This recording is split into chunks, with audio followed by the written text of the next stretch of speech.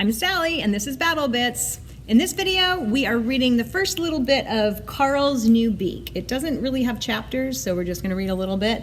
The subtitle is 3D Printing Builds a Bird a Better Life, and it's by Layla Nargi. So this is Karl's new Beak. In the grassy space he shares with 3 African antelopes, an Abyssinian ground hornbill named Karl looks for insects and small mammals.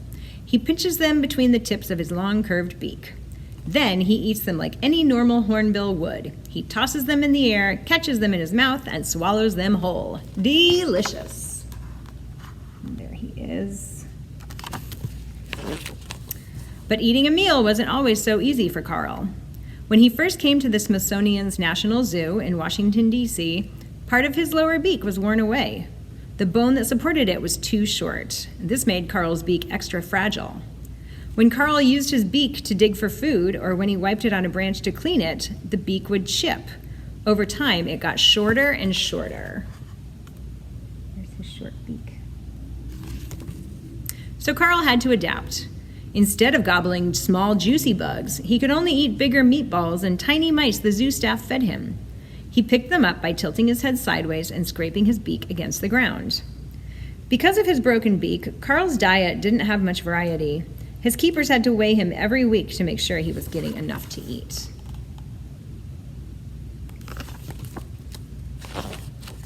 And they also worried, was Karl bored? In the savannas of northern Africa, Abyssinian ground hornbills keep busy. They roam up to 7 miles a day on their scaly black feet, hunting. They might stick their beaks into hollows to rustle up spiders. They might catch tasty lizards or nibble sweet berries off bushes. With so much of his lower beak gone, Karl couldn't nibble, and he couldn't hunt the critters that wandered into his enclosure. There he is. Karl was missing out on many common hornbill behaviors. A male hornbill in the wild blinks his velvety eyelashes at the arid landscape. When he notices a venomous puff adder, he pounces. He snatches up the snake using his beak like toothless tongs. Then he crushes the snake's head. He might bring his prize to his mate and chicks in their nest. Karl couldn't do those things. His keepers wanted to breed him, but Karl's stubby beak made him a poor choice for a partner. How could he use his beak to deliver food to his family? His keepers knew Karl couldn't mate until his beak was fixed. They had to figure out how to help.